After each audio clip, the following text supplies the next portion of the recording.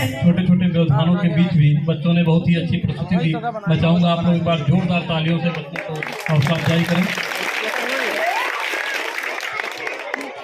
प्यारे दोस्तों, अब हम कार्यक्रम के समापन की तरफ चलेंगे और ये अंतिम जो प्रस्तुति होगी श्री चंद्रपाल वर्मा जी की होगी। आप लोगों के समक्ष माननीय सर अपनी चिंतन, अपने विचारों को रखेंगे। आप लोग आपके विचारों को बहुत ध्यान से सुने और उसको मनन करें, ग्रहण करें। आइए माननीय श्री चंद्रपाल वर्मा सर, जोरदार तालियों से आपका स्वागत करें। जोरदार तालियों से आपका स्वागत करें। धन्यवाद संचालक महोदय सर्वेश यादव जी।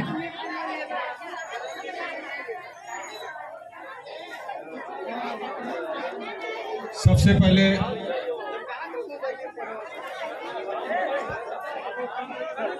तथागत भगवान बुद्ध, करुणा के सागर,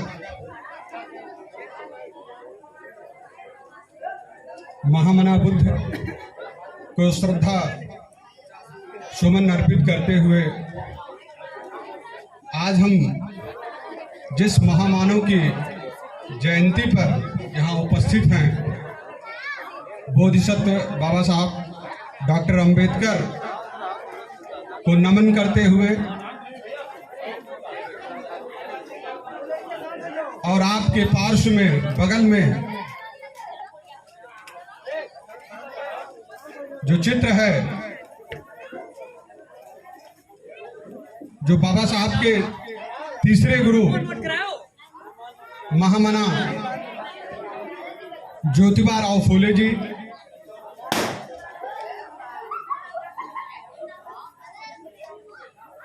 महामना सावित्रीबाई फूले जी एवं तमाम संतों, गुरुओं, समाज सुधारकों, आप सभी को श्रद्धा सुमन अर्पित करते हुए आज इस कार्यक्रम के जो आयोजक महोदय हैं अनुज गौतम जी, सर्वेश यादव जी, श्रवण कुमार जी, विक्रम सिंह चौहान जी जो अधिवक्ता हैं, राम सवारे शास्त्री, ऐसे तमाम जो इस बैनर पर नाम लिखा हुआ है, अनुराग कुमार, अनुज कुमार गौतम, सुग्रीव सागर, कुलदीप गौतम, श्रीराम दीपक और इस गांव के जो बूढ़े बुजुर्ग हैं, नौजवान साथी हैं, माताएं हैं, बहनें हैं, बच्चे हैं, मैं आप सभी लोगों का हार्दिक अभिनंदन एवं स्वागत करता हूं और बाबा साहब के इस 131वीं जयंती पर आपको ढेर सारी शुभकामनाएं, बधाइयां। साथ में अभी हमारे साथ आए हुए इंजीनियर मनोज पटेल जी जो आप लोगों के बीच में प्रथम वक्ता के रूप में उपस्थित हुए थे, उनके साथ में सामाजिक कार्यकर्ता विद्वान साथी भागीरथी पटेल जी और जो भी वक्ता थे, मैं आप सभी लोगों का आपकी बातों से जोड़ते हुए, आपके विचारों से जोड़ते हुए अपनी बात को रखूंगा। तमाम लोगों ने बहुत अच्छी बातें की।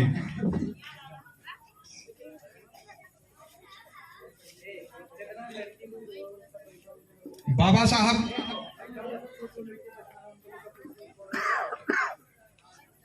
की जयंती है और इस जयंती पर किसी महापुरुष की या किसी की जयंती जब हम मनाते हैं या उनका स्मृति दिवस मनाते हैं तो उनके कृतित्व एवं व्यक्तित्व को याद किया जाता है। आज उसी कड़ी में हम डॉक्टर अंबेडकर के कृतित्व एवं व्यक्तित्व को यहाँ याद करने के लिए उपस्थित हुए हैं।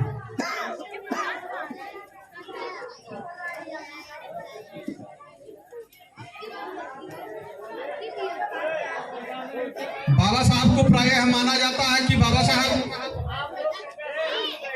इस देश के भारतीय संविधान के निर्माता थे। अगर और जो बुद्धिजीवी हैं वो कहते हैं कि बाबा साहब जो इस देश की संविधान की ड्राफ्टिंग प्रारूप कमेटी थी उसके अध्यक्ष थे। प्रायः ये बातें सबसे ज्यादा प्रचारित हुई। दूसरी बातें कि बाबा साहब को ये बताया गया कि बाबा साहब दलितों अछूतों के नेता थे, लेकिन जैसे जैसे समाज को बाबा साहब के प्रयासों से शिक्षा प्राप्त होती गई, भारत सहित दुनिया के तमाम बुद्धिजीवियों ने बाबा साहब के विषय में रिसर्च किया। एक षड्यंत्र के तहत इस देश के शासक वर्ग बाबा साहब की संपूर्ण प्रतिभा को कभी प्रकाश में नहीं आने दिया। तो बाबा साहब संविधान शिल्पी के अलावा, दलितों और अछूतों के नेता के अलावा, बाबा साहब ने अगर सबसे ज्यादा काम किया और क्यों किया तो उन्होंने महिलाओं पर काम किया था। अभी हमसे पहले के जो वक्ता साथी थे अनुज कुमार गौतम जी, शायद उन्होंने महिलाओं को पहला गुरु बताया कि माँ जो है प्रथम गुरु होती है। ये सही बात है। किसी भी धर्म में, किसी भी शास्त्र में अगर आप जाएंगे तो हर जगह महिलाओं को सबसे पहला गुरु बताया गया है। क्योंकि जब एक बेटी पढ़ती है तो दो परिवार पढ़ता है। एक तो जहाँ की वो बेटी रहती है और जहाँ विदा होकर अगर अपने ससुराल में जाती है तो वहां भी जो है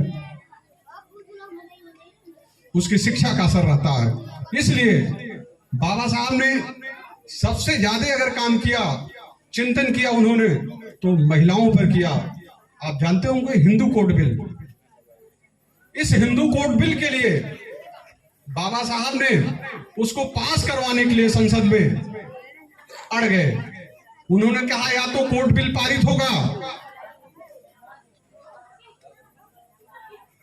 या तो हम सदन से इस्तीफा देंगे। बाबा साहब ने अब हिंदू कोड बिल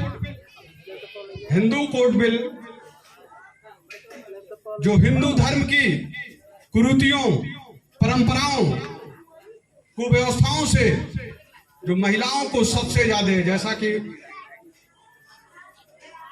आप मनुस्मृति को जानते हैं, मनुस्मृति में कहा गया स्त्री शूद्रो न धेताम, स्त्री और शूद्र को विद्या प्राप्त करने से रोका गया था। उसी मनुस्मृति को बाबा साहब ने 1927 में ही जलाया था। बाबा साहब ऐसा मानते थे कि जब तक धर्मशास्त्रों में, तथा कथित धर्मशास्त्रों में ये परंपराएं, ये कुरीतियां समाज में प्रचारित होती रहेंगी, तब तक जो है कोई सुधार नहीं होगा। इसलिए सबसे पहले उन्होंने उस कुरीति को, उस परंपरा को जो समाज को, खासकर महिलाओं को सबसे ज्यादा प्रताड़ित करता था, उसको उन्होंने जला दिया। अगर आज महिलाओं को, मैं अपनी माताओं से और बहनों से अपील करता हूं कि 2 मिनट का समय दे। मैं जानता हूं कि काफी देर से आप लोग यहां वक्ताओं की बात सुन रहे हैं, इसीलिए बच्चों और महिलाओं को जागृत करने के लिए सांस्कृतिक कार्यक्रम सबसे महत्वपूर्ण होते हैं। क्योंकि जो भी बच्चियां यहाँ नृत्य प्रस्तुत कर रही थी, ऐसे कार्यक्रम से जो है महिलाओं का और बच्चों का ध्यान कंसंट्रेट रहता, आकर्षित रहता है और उस बात को समझते हैं। वक्ताओं की बहुत उच्च स्तर की बौद्धिकता, जो तमाम बड़ी ज्ञानात्मक बातें होती हैं, क्योंकि हमारी माताओं का और बच्चों का वह स्तर नहीं होता है कि सभी उस बात को समझ सके। इसलिए आप लोगों का ध्यान हमेशा जो है, वोट का अधिकार, आप लोग आज जो वोट दे रहे हैं, इसका भी अधिकार आपको डॉक्टर अंबेडकर जी के ही प्रयासों से मिला, खासकर महिलाओं को। इसलिए आप लोगों को ये बात जानना है, किसी कथा भागवत से हनुमानगढ़ी प्रसाद चढ़ाने से, किसी देवी देवता के स्थान पर जाने से आपको वोट का अधिकार नहीं मिला था। यह वोट का अधिकार आपको बाबा साहब अम्बेडकर के प्रयासों से मिला था। शिक्षा का अधिकार आपको बाबा साहब अम्बेडकर के प्रयासों से मिला था। और उतना ही नहीं, अगर आज आपको संपत्ति में, धन में अधिकार है, अपने पिता की संपत्ति में अधिकार है महिलाओं को। क्योंकि महिलाएं जब ससुराल में पीड़ित होती हैं तो फिर वापस कहाँ जाएं? क्योंकि जब उनका कोई अधिकार अपने पिता की संपत्ति में नहीं था, तो हिंदू कोड बिल के माध्यम से बाबा साहब ने व्यवस्था किया था कि अगर महिलाएं अपने ससुराल में किसी कारण से प्रताड़ित होती हैं, पीड़ित होती हैं, तो अपने पिता के यहाँ अगर वापस जाती हैं तो पिता की संपत्ति में उस महिला को अपने भाई के समान, यानी पिता के पुत्र के समान अधिकार है। ये डॉक्टर बाबा साहब अम्बेडकर के जो है हिंदू कोड बिल की व्यवस्था से। यहाँ तक कि नहीं, महिलाओं को विवाह विच्छेद, जिसे आप डाइवर्स कहते हैं, विवाह से विच्छेद करने का भी अधिकार हिंदू कोड बिल के माध्यम से सर्वेश यादव जी अधिवक्ता हैं, भागीरथी जी अधिवक्ता हैं, तमाम यहाँ विद्वान साथी आप अधिवक्ता हैं। आप सभी लोग इस चीज को जानते हैं कि हिंदू कोड बिल को पढ़िए, महिलाओं को बताया जाए कि हिंदू कोड बिल के माध्यम से क्या क्या अधिकार महिलाओं को मिला। आज खंडों में हाई कोर्ट, सुप्रीम कोर्ट, जो हिंदू कोड बिल उस समय नहीं पारित हो पाया, वह आज टुकड़ों में पारित हो रहा है। महिलाओं को पंचायत के चुनाव में रिजर्वेशन प्राप्त, आरक्षण प्राप्त है।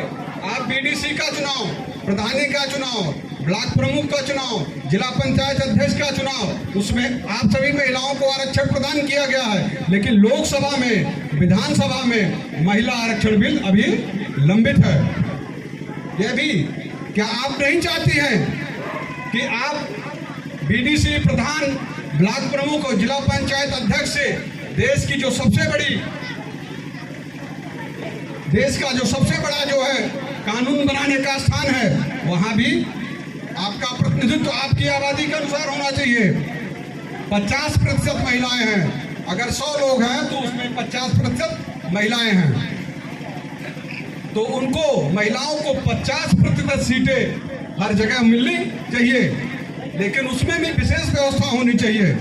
मैं इसलिए कह रहा हूं, महिलाओं के विषय में महिलाओं को अध्ययन करने की जरूरत है, लेकिन महिलाओं के विषय में सबसे ज्यादा अध्ययन करने की जरूरत पुरुषों को है।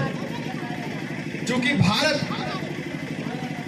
पुरुष प्रधान, हमारी जो सामाजिक व्यवस्था रही भारत की, वह पुरुषों के हाथ में रही है, पुरुष प्रधान समाज रहा है।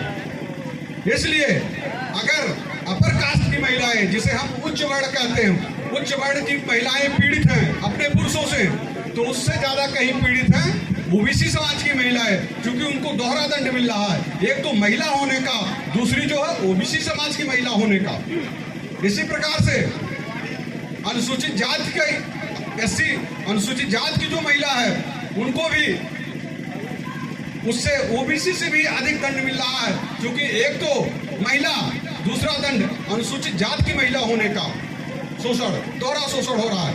इसलिए महिला आरक्षण बिल में उसमें ऐसी व्यवस्था सुनिश्चित की जाए कि जिससे अनुसूचित जाति की महिलाओं को, अनुसूचित जनजाति की महिलाओं को और ओबीसी की महिलाओं को अलग से रिजर्वेशन प्राप्त होना चाहिए। ये महिलाओं के लिए विशेषकर है। अब कारण है, देखिए, बाबा साहब को जानिए तब मानिए। बाबा साहब के विषय में कोई कितना भी बोलेगा वो खत्म नहीं होने वाला है। बाबा साहब को जानना, बाबा साहब के रास्ते पर चलना एक तलवार की धार के समान है। अभी बाबा साहब की 22 प्रतिज्ञाओं को अगर यहाँ पढ़ा जाए तो कोई व्यक्ति उस पर खड़ा नहीं उतरने वाला है। इसलिए बाबा साहब स्वयं कहे थे और तथागत ने भी बताया था कि जो हमारा धम्म है ये सिर पर बांध कर चलने के लिए नहीं है, इसको तुम जीवन भर ढोते मत रहो।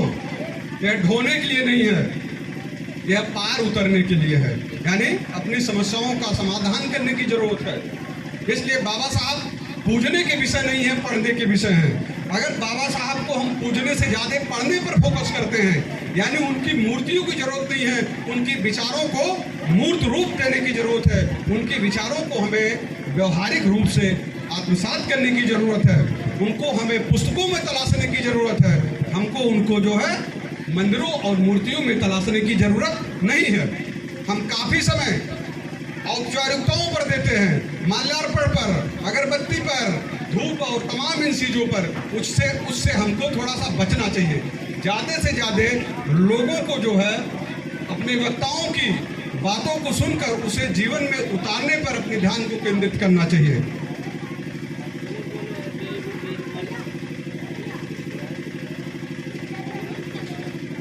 पुरुष वर्ग प्राय कार्यक्रमों में जाता रहता है, ऐसी चेतना के शिविरों में, चेतना के कार्यक्रमों में वो बराबर भाग लेता रहता है, लेकिन महिलाएं हमारी घर में रहती हैं। महिलाओं ने अगर टीवी खोल दिया तो टीवी पर जो सीरियल आ रहे हैं, आप जानते हैं कैसे सीरियल आ रहे हैं।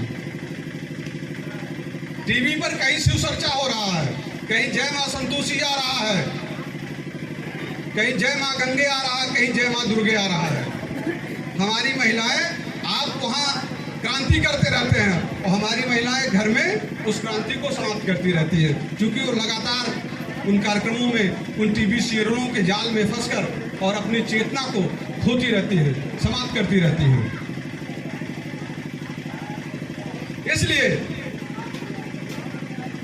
वही समाज विकसित होगा जिस समाज की महिलाएं विकसित होंगी। इसलिए आप दुनिया के तमाम मुल्कों को देखिए, जैसा कि आप फ्रांस की बात करते हैं, ब्रिटेन की बात करते हैं, अमेरिका की बात करते हैं, रशिया की बात करते हैं, ऑस्ट्रेलिया की बात करते हैं, सारे पश्चिमी देशों को आप देख लीजिए।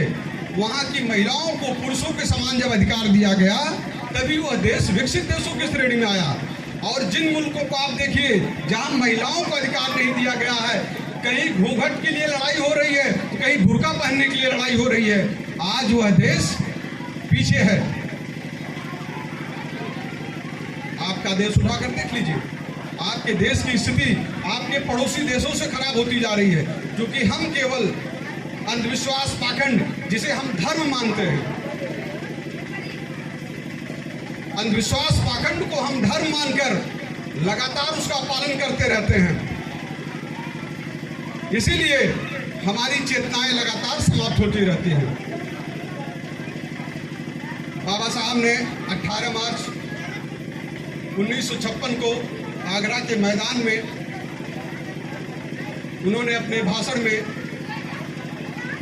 समाज के 6 वर्गों को चेतावनी दिया था। बाबा साहब ने सबसे पहले नेताओं के विषय में बताया, नेताओं पर उन्होंने नेताओं को कोसा, दुख व्यक्त किया। उन्होंने कहा कि हमने लड़कर आपको शिक्षा का, नौकरियों में प्रतिनिधित्व का ये सारे अधिकार दिलवाए,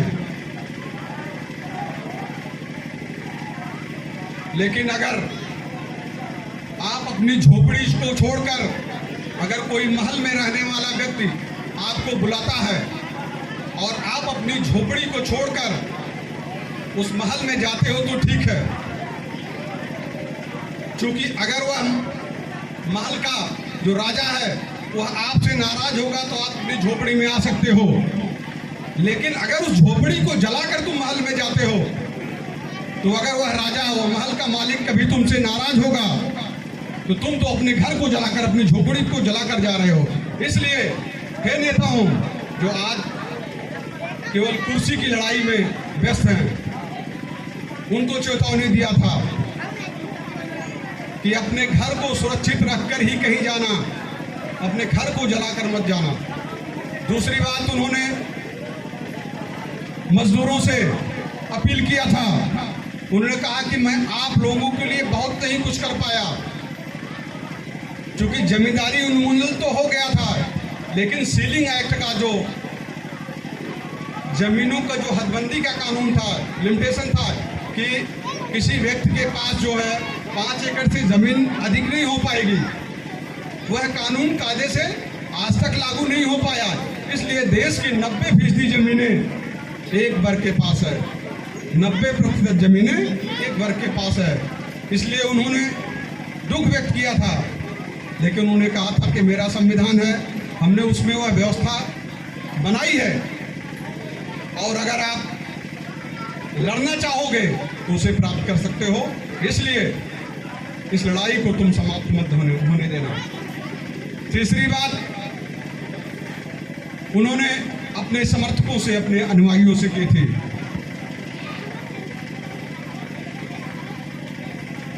उन्होंने बौद्ध धर्म, उन्होंने कहा था कि मैंने अब तय कर लिया है कि मैं बौद्ध धर्म में जाऊंगा, लेकिन मैं आपको विवश नहीं करूंगा, आपको मैं प्रेरित नहीं करूंगा। अगर आपको समझ में आएगा तो आप बौद्ध धर्म में दीक्षित होइएगा। चौथी बात, उन्होंने चौथा जो वर्ग जिसको उन्होंने लेकर उस आगरा के मैदान में अपने भाषण में बताया,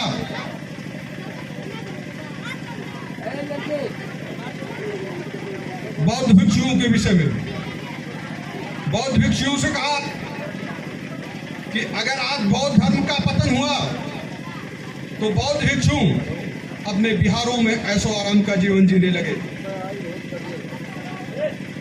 या राजाओं महाराजाओं की व्यवस्था में वह ऐशो आराम का जीवन जीना शुरू कर दिए थे।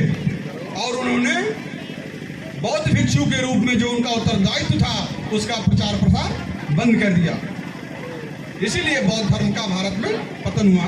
बाबा साहब ने ऐसी जो है पीठ की और चेतावनी भी दिया कि इसको फिर से स्थापित करने के लिए प्रचार प्रसार करना पड़ेगा, क्योंकि अगर बौद्ध धर्म दुनिया में फैला तो सम्राट अशोक का 9 अप्रैल को सम्राट अशोक की जयंती आप लोगों ने मनाया था। सम्राट अशोक ने अपने पुत्र महेंद्र को और पुत्री संघमित्रा को, आप सोचिए, आज बड़े बड़े नेता जिसे कहते हैं हमारी पार्टी है, ये हमारे नेता है, ये दलितों के नेता है, ये पिछड़ों के नेता है, किसी नेता के पुत्र को आपने देखा कि विचारों का प्रचार कर रहे हैं? बुद्ध से लेकर माननीय कांसीराम जी के विचारों का कोई प्रचारक आपको मिल रहा है? नहीं। सभी केवल सत्ता को प्राप्त करने के लिए सांसद, विधायक और मंत्री बनने की होड़ में लगे हुए हैं। लेकिन बाबा साहब ने कहा था कि पॉलिटिक्स देखिए आप मास्टर की, राजनीति जो है मास्टर चाबी जरूर है, लेकिन वह मास्टर चाबी आपको प्राप्त कैसे होगी? अगर आपकी सामाजिक व्यवस्था के माध्यम से आपकी सामाजिक एकता नहीं स्थापित होगी तो आप राजनीतिक सत्ता को प्राप्त नहीं कर सकते हो। इसलिए उन्होंने सामाजिक एकता की बात की थी। उन्होंने वर्गविहीन समाज स्थापित करने से पहले जातविहीन समाज की स्थापना का स्वप्न देखा था। अगर आप डिटेल से जात का उच्छेद, उनकी जो रचना है एनालिसिस ऑफ कास्ट, उसका अध्ययन करेंगे तो उसमें ये बातें दी हैं।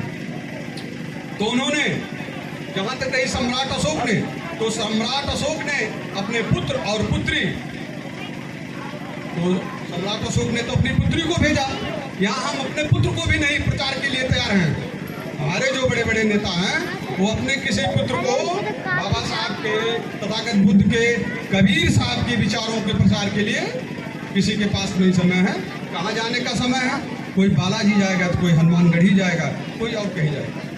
मैं विरोध नहीं कर रहा हूँ, लेकिन अगर हम अपने महापुरुषों के बताए हुए मार्ग पर नहीं, जो हमने आपको बाबा साहब की 22 प्रतिज्ञाएं बताई हैं, तो 22 प्रतिज्ञाओं में इन सारी चीजों का निषेध है।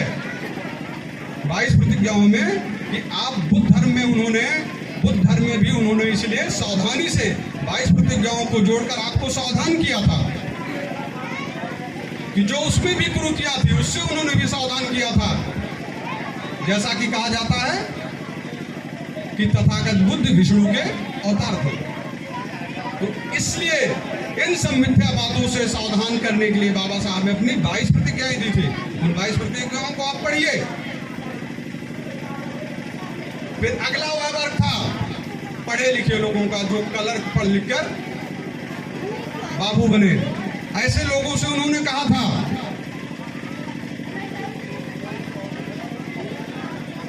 कि आप पढ़ लिख कर, जो हमने संघर्ष करके जो व्यवस्था आपको दिलवाई, आपने पढ़ लिख कर IAS, PCS, डॉक्टर, इंजीनियर आप बने, लेकिन आप उस व्यवस्था का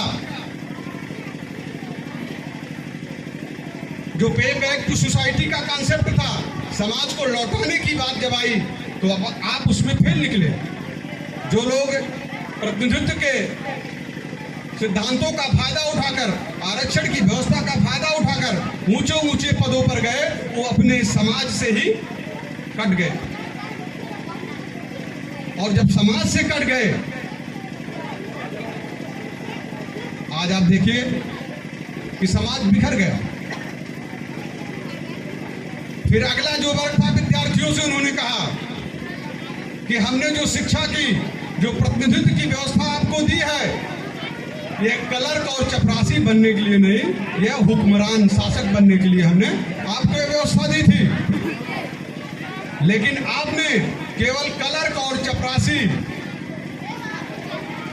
बनने की राह पर आप अग्रसर हो गए। तो हमें बाबा साहब की बातों को, उनकी बातों को जो उस समय अपने जीवन काल में उन्होंने जिन बातों को बताया था, आज उसकी प्रासंगिकता उससे ज्यादा कहीं है, क्योंकि हम अपने बाबा साहब के बताए हुए मार्ग से विचलित हैं। अगर हम उस मार्ग को फिर से नहीं अपनाते हैं तो हमें पीछे जाने से कोई रोक नहीं सकता है।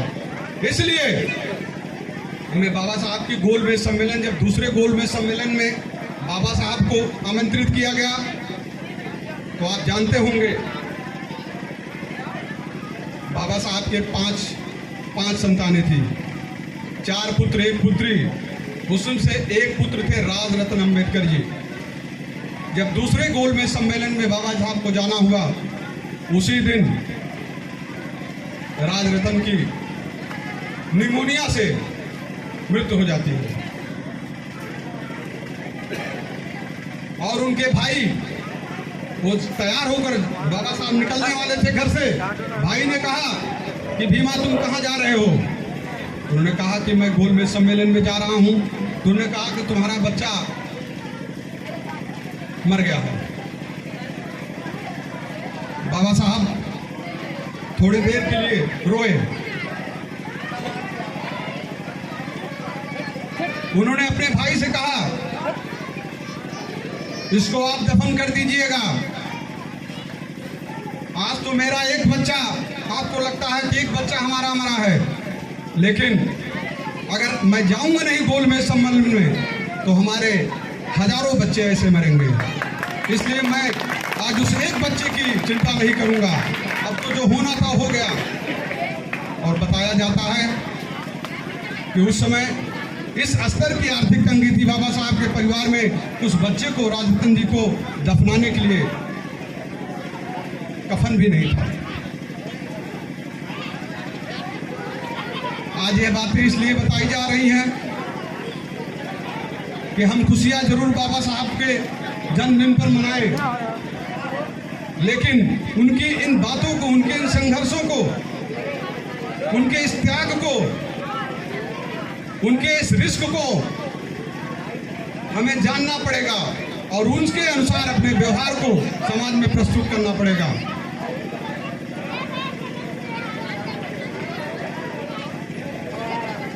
बाबा साहब की जो व्यवस्था थी, आप देखिए आज स्थिति है कि हमारे लोग लगातार नौकरियों से बाहर होते जा रहे हैं। शिक्षा की बात हो रही थी कि बच्चे शिक्षा प्राप्त करें। अभी बताया जा रहा था कि बाबा साहब ने कहा था शिक्षा शेरनी का दूध है, जो पिएगा वो गुर्राएगा। सही है, लेकिन आज उसी शेरनी के दूध को पीने से आपको वंचित किया जा रहा है। उसी शेरनी के दूध को जिससे आप गुर्रा रहे थे और भविष्य में आप गुर्राते, उसी शेरनी के दूध को पीने से आपको वंचित किया जा रहा है। क्योंकि अगर दूध में पानी मिला रहेगा या दूध की क्वालिटी नहीं रहेगी तो दूध आपको गुर्राने के लिए ताकत नहीं दे सकता है। यानी शिक्षा, अगर सही मायने में शिक्षा नहीं रहेगी, शिक्षा के माध्यम से अंधविश्वास और पाखंड अगर पढ़ाया जाएगा तो वह शिक्षा आपको गुर्राने की ताकत नहीं दे सकता भाइयों। इसलिए भारत की जो शिक्षा है भारत की शिक्षा सही मायने में शिक्षा नहीं है। यह अंधविश्वास और पाखंड के दलदल में फंसी हुई आपकी शिक्षा व्यवस्था है। चूंकि इसमें वैज्ञानिकता को कम महत्व दिया जाता है, जबकि संविधान का अनुच्छेद 51 उसमें क्या बताया गया है, जो संविधान का अनुच्छेद 51 का है, जो नीति निर्देशक तत्व है, उसमें बताया गया है कि राज्य का उत्तरदायित्व है कि वैज्ञानिक दृष्टिकोण पैदा करना, वैज्ञानिक चेतना पैदा करना। लेकिन भारत की शिक्षा व्यवस्था से वैज्ञानिक दृष्टिकोण को पैदा करने से रोका जा रहा है। ऐसी शिक्षा व्यवस्था आपको देने का प्रयास किया जा रहा है। ऐसी शिक्षा व्यवस्था है जो आपको भक्ति की तरफ ले जाता है, मुक्ति की तरफ नहीं। मुक्ति आपको किससे लेनी है? अज्ञानता से, अशिक्षा से, गरीबी से, बेरोजगारी से, भूखमरी से और बदहाल स्वास्थ्य व्यवस्था से। आपको किसी स्वर्ग और नरक ऐसी मुक्ति नहीं चाहिए कि जिससे आपको स्वर्ग मिले, क्योंकि स्वर्ग आप जानते हैं स्वर्ग है या नहीं है, इस पर मैं बहुत ज्यादा विस्तार से नहीं जाना चाहूंगा। लेकिन अगर आप यहाँ इस धरती पर, इस जीवन में, इसलिए बाबा साहब डॉक्टर अम्बेडकर ने धर्म के विषय में कहा था कि जन्म से लेकर और मृत्यु के होने से पहले जो भी बातें हैं, अगर जन्म से लेकर मृत्यु के बीच में कोई ऐसी बात आपको नहीं बताई जाती है जो आपका कल्याण कर सके, जन्म के बाद की, जन्म से पहले की और जन्म के बाद की बातें अगर बताई जाती है तो साथियों धर्म नहीं हो, धोखा है। ऐसा कोई धर्म नहीं है जो जन्म से पहले के विषय में बताए और जन्म के बाद, मृत्यु के बाद के विषय में बताए, यानी पूर्व जन्म और पुनर्जन्म। उन्होंने सावधान किया था, बाबा साहब की 22 प्रतिज्ञाओं में भी था कि पूर्व जन्म और पुनर्जन्म के मिथ्या की बातों में आपको पढ़ने की जरूरत नहीं है। तो आपकी शिक्षा व्यवस्था आत्मा और परमात्मा की तलाश करती है। भारत की जो शिक्षा व्यवस्था है वो, उसका उद्देश्य ही बताया गया है, आत्मा और परमात्मा की तलाश करना।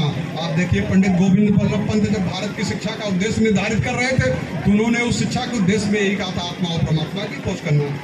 इसलिए आपको सावधान होना पड़ेगा।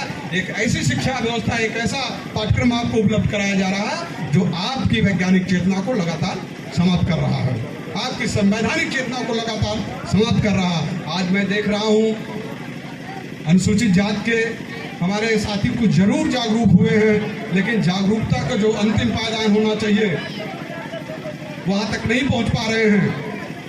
लेकिन मैं ओबीसी समाज में देख रहा हूं आज गांव-गांव में शायद ही कोई गांव होगा जहां भागवत कथा नहीं हो रहा हो। किसी व्यक्ति ने कहा कि अगर क्रांति करना हो तो गीता का अध्ययन करिए। मैं पूछना चाहता हूं कि जिसको इसमें विश्वास है कि क्रांति करने के लिए अगर गीता का अध्ययन करना चाहिए तो गीता तो कई सौ वर्षों से आप अध्ययन कर रहे हैं। भारत में कितनी क्रांति हुई, रूस की क्रांति हुई, इंग्लैंड की क्रांति हुई, फ्रांस की क्रांति हुई, वहां के लोगों ने कभी गीता का अध्ययन नहीं किया, वहां क्रांतियां हुई। लेकिन जहां घर घर कथा भागवत गीता होता है वहां आज तक कोई क्रांति नहीं हुई। इस पर विचार करने की जरूरत है।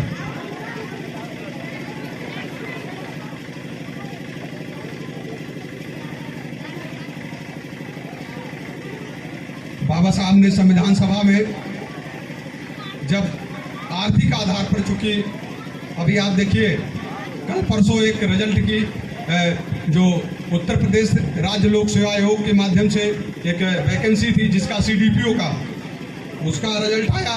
रिजल्ट को आप देखिए किस तरीके से जो अधिक अंक प्राप्त किए हैं, शोषित वंचित जो SC ST OBC के लोग हैं उनको सिलेक्शन से बाहर किया गया है, जबकि उनसे बहुत कम अंक प्राप्त करने वाले लोगों को नौकरियां दिया जा रहा है। तो तमाम उल्लंघन की बातें बताई जाएगी कि 2014 से या उससे पहले भी, ये नहीं कि वर्तमान में, पहले भी होता आया है, लेकिन आज उस सीमा को तोड़ दिया गया है। आज अन्याय की सीमा को तोड़ दिया गया है। इसलिए आपको सावधान होने की जरूरत है। लेकिन सावधान आप कैसे होंगे? कितनी भी बातें बताई जाए कि आपका यहाँ उल्लंघन हो रहा है, SC ST एक्ट समाप्त हो रहा है, उसको कमजोर किया जा रहा है, लेकिन हो क्यों रहा है ये सब बातें? क्योंकि हमारे अंदर एकता का अभाव है। एकता का अभाव है, वह एकता कैसे स्थापित होगी? तो उसके लिए महामना राम स्वरूप वर्मा ने 6 सूत्र दिए थे। उठना, बैठना, खाना, पीना, बोलना, चालना, इन 6 समताओं को अपनाकर हम एकता स्थापित करते हैं। अगर हम इससे आगे हमारे अंदर चेतना आती है तो हम जात विहीन समाज की स्थापना की तरफ हमें बढ़ना चाहिए। जिसमें बाबा साहब ने कहा था और मार्क्स ने भी कहा था भारत के विषय में कि अगर अंतर्जातीय विवाह नहीं होंगे तो जातियां कभी समाप्त नहीं होंगी, अगर अंतर्जातीय विवाह नहीं होंगे तो जातियां नहीं समाप्त होंगी, तो जातियां नहीं समाप्त होंगी तो हमारे अंदर एकता नहीं स्थापित होगा। अगर एकता नहीं स्थापित होगी तो आप अस्थायी रूप से कभी इस देश के शासक, कभी हुक्मरान नहीं बन सकते हो, हमेशा शोषित ही रहोगे। क्योंकि अपनी एकता को आप खोकर शासन सत्ता हमेशा उसी वर्ग के हाथ में दे देंगे जो आपका शोषण कर रहा है।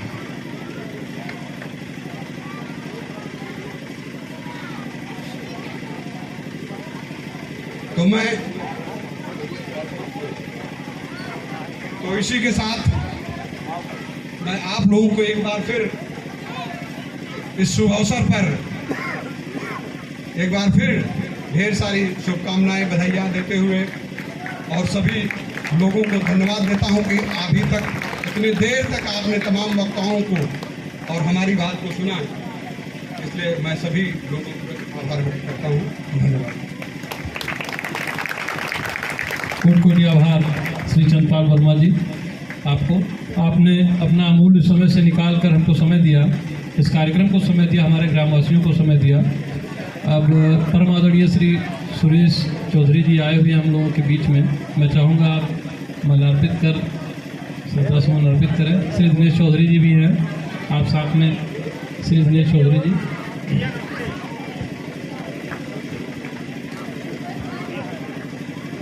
जी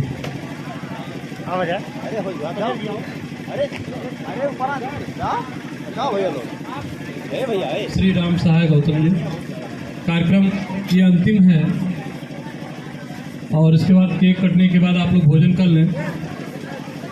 केक कटने के बाद आप लोग भोजन कर लें, इसके बाद कार्यक्रम।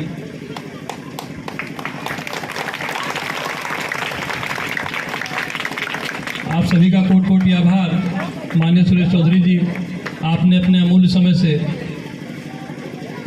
हम ग्रामवासियों के लिए ये जो अमूल्य समय निकाला उसके लिए कोटि कोटि आभार। आप सभी एक क्रम से महिलाएं, माताएं, बहनें पुष्प अर्पित कर दें एक तरफ से। श्री राम सहाय गौतम जी रुके यहीं पर। श्री चंद्रपाल वर्मा जी से अनुरोध करूंगा कि आप आ जाएं, 1 मिनट एक केक काट कर इसके बाद श्री सुरेश चौधरी जी, श्री विक्रम चौहान जी, इंजीनियर मनोज कुमार वर्मा जी, आप लोगों से निवेदन है कृपया 2 मिनट दे दें। आप सभी भोजन उपरांत अपने अपने गंतव्य स्थल को जाएंगे। आप सभी से निवेदन है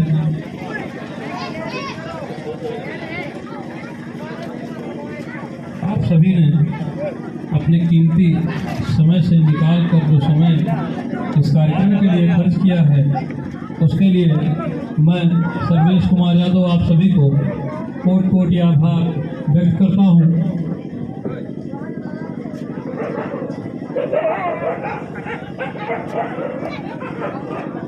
बच्चे थोड़ा पीछे पीछे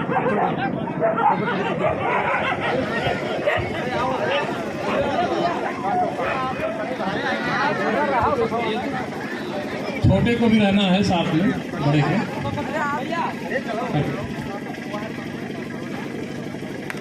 भैया भैया भैया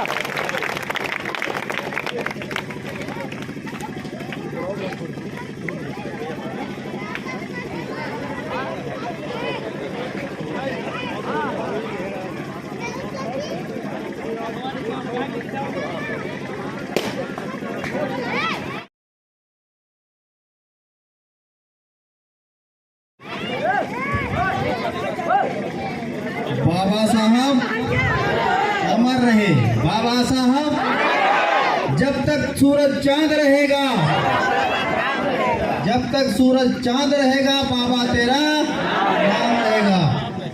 साथियों बहुत बहुत आभार, धन्यवाद। आज के इस जन्मोत्सव कार्यक्रम में डॉक्टर BR अम्बेडकर के जितने भी साथी आए सबका हम आभार व्यक्त करते हुए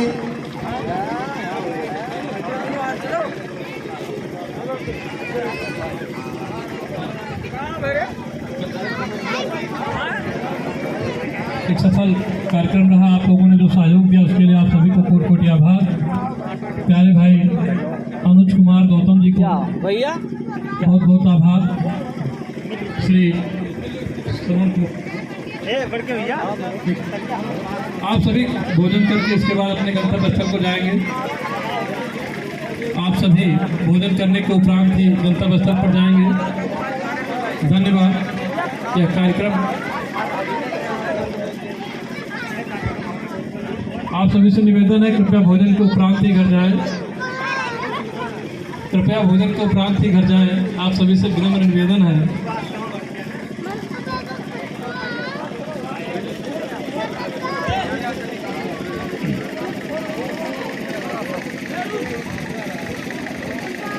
इस सफल कार्यक्रम में आप सभी ने जो अपना कीमती अमूल्य समय दिया है उसके लिए आप सभी को कोटि कोटि आभार।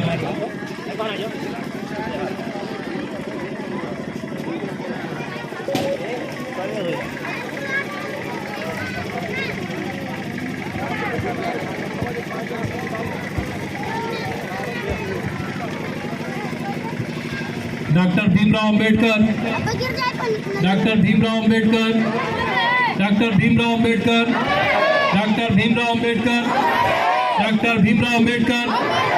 जय भीम, जय भीम, जय भीम, जय भीम। Doctor Bhimrao Ambedkar, doctor Bhimrao Ambedkar. धन्यवाद।